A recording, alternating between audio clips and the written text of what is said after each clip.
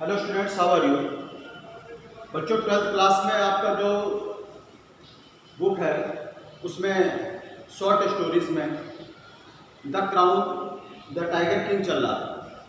तो इसी का में मैं आपको जो है बुक पढ़ा रहा था। तो इसी में आगे आप देखिए, crown prince Jung Jung Bahadur grow taller and stronger day by day. अब यहाँ पर लेखक कहता है कि जो क्राउन प्रिंस था वो दिन प्रतिदिन लंबा होता जा रहा था और शक्तिशाली होता जा रहा था। No other miracle marked his childhood days apart from the event already described. The boy drink the milk of an English cow was brought up by an English nanny, tutored in English by an Englishman, saw nothing but English films। अब उसके युवराज के बारे में बताया जा रहा है वो क्या क्या करता है। उसके बचपन के दिनों में जो चमत्कार हुआ था जिसका वर्णन पहले किया जा चुका है, उस घटना के अतिरिक्त कोई अन्य घटना नहीं है। लड़का अंग्रेजी गाय के दूध पीता था, अंग्रेजी आया के द्वारा उसका पालन पोषण किया गया था, अंग्रेजी में उसकी शिक्षा दीक्षा भी हुई थी। तो चूँकि राजा महाराजा लोग होते थे तो उस समय अंग्रेज थे, तो अंग्रेजों के जैसे वो रहना चाहते थे, उनके जैसा बनना चाहते थे। ये सब राजकुमार के अंदर में ये बातें डेवलप की जा रही थी। एक अंग्रेज की देखरेख में हुई, वह केवल अंग्रेजी फिल्में देखता। फिर उसके बाद क्या है, exactly as the crown princes of all other Indian state did. जैसे कि दूसरे जो राज्य थे, राजघराने थे देश के, उनके जो राजकुमार करते थे वैसे वो भी करता था। When he came of age at 20, जब वो 20 वर्ष का हुआ था, state which had been with the court of wards until then came into his hands. ठीक उसी तरह जैसे अन्य भारतीय राज्यों के राजकुमार करते, जब उसकी आयु 20 वर्ष हुई, राज्य के शासन की सत्ता उसके हाथ में आ गई। इससे पहले शासन का संचालन जो है वो कोर्ट ऑफ वार्ड्स, दरबार के मंत्रियों के द्वारा किया जाता था। अब आगे देखिए, but everyone in the kingdom remembered the astrologers prediction.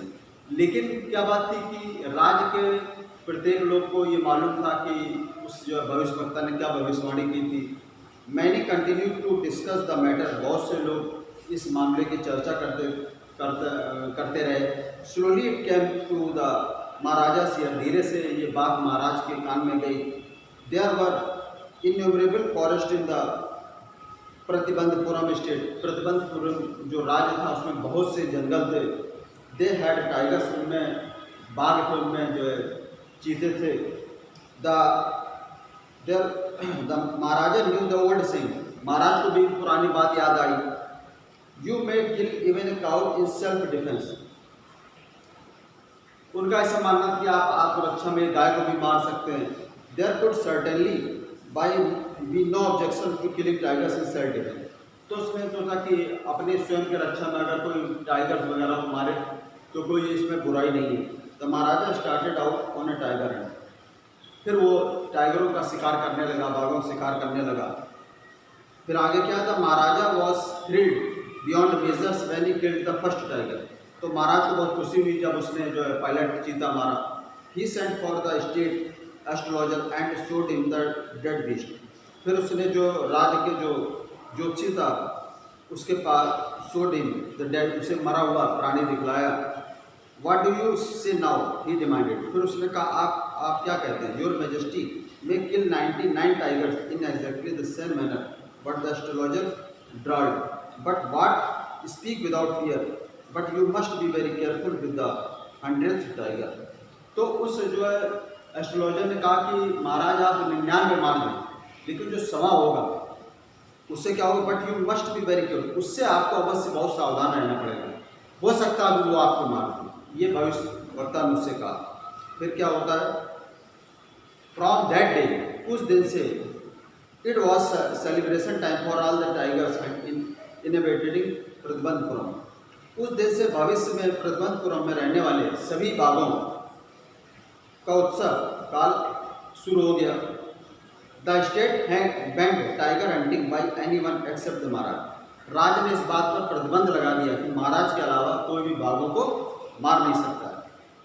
A proclamation was issued to the state to the effect that if anyone dared to fling so much as a stone at a tiger all is wealth and property could be confiscated. Confiscated माने बच्चों जब्त कर ली जाएगी। और ये भी एक circular जारी कर दिया, यादें जारी कर दिया, किसी भी व्यक्ति ने अगर एक पत्थर भी बाघ को मारा तो उसकी पूरी प्रॉपर्टी जब्त कर ली जाएगी।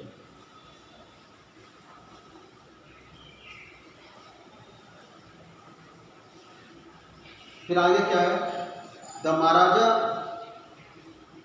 Vote the he would attend to all other matters only after killing the 100 tigers.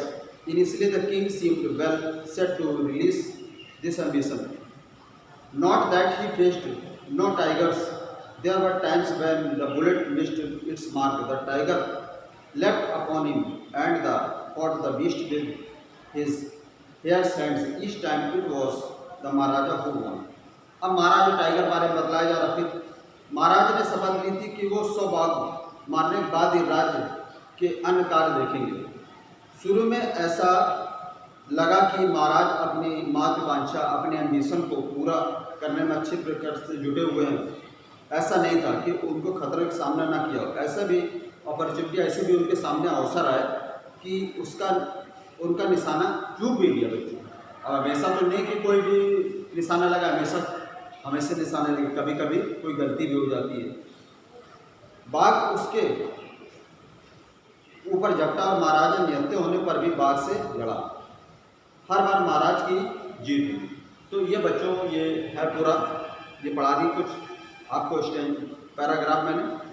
अब बाकी जो है कल इसको पढ़ाया जाएगा और 2-3 दिन में लेसन पूरा समाप्त हो जाएगा। तो बुक की रीडिंग से थोड़ा आसान हो जाता है, समझ में भी आप लोगों को आ जाएगा।